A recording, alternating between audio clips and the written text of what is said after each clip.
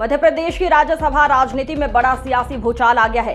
कांग्रेस उम्मीदवार मीनाक्षी नटराजन का नामांकन रद्द होने के बाद कांग्रेस नेताओं ने दिल्ली में चुनाव आयोग के दफ्तर के बाहर जोरदार विरोध प्रदर्शन किया। कांग्रेस इसे लोकतंत्र की हत्या बता रही है, जबकि चुनाव अधिकारियों का कहना है कि नामांकन में जरूरी जानकारी छिपाई गई थी।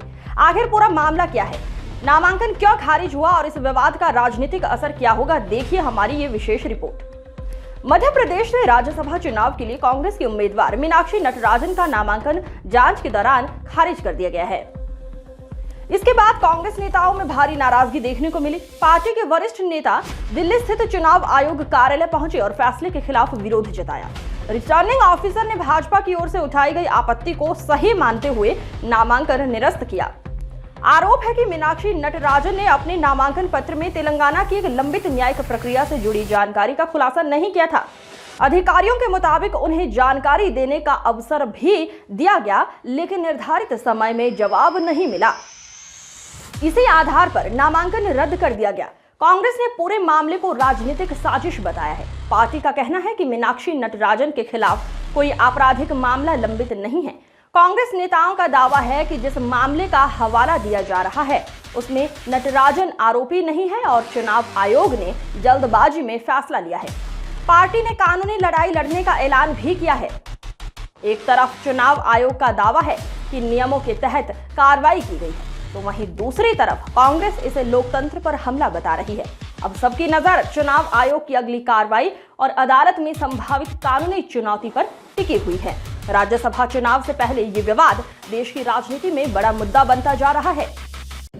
जब सदस्य संख्या पूरी नहीं होते हुए भी एक तीसरा प्रत्याशी सत्तारूढ़ दल भारतीय जनता पार्टी ने उतारा, वहीं से शुरुआत हो गई और हमें ये समझ में आने लगा कि ये किस तरह से संविधान को, लोकतंत्र को कुचलने की राजनीति, लोकतंत्र को प्ले करने की राजनीति कर रही है।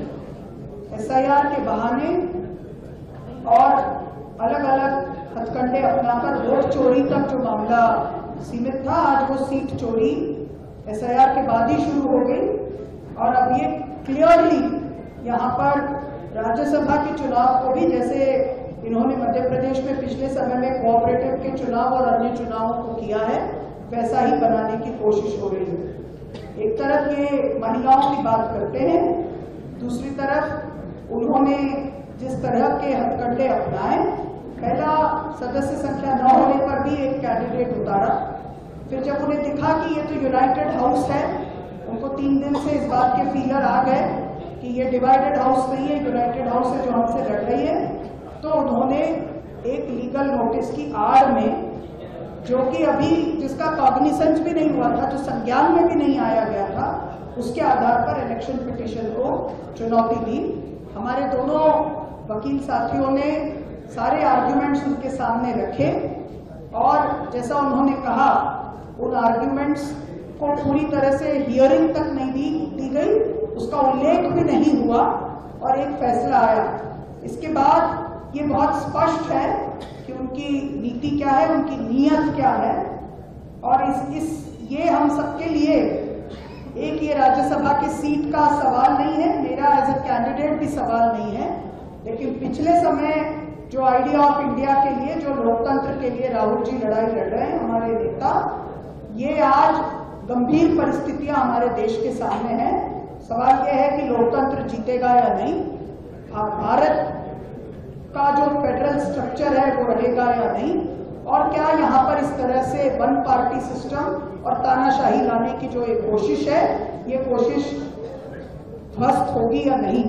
और पूरी पार्टी इकट्ठा होकर इन फोर्सेस के खिलाफ लड़ेगी। हम इसको चैलेंज करेंगे, जो भी फोरम लोकतंत्र के दायरे में है हम उसका उपयोग करेंगे।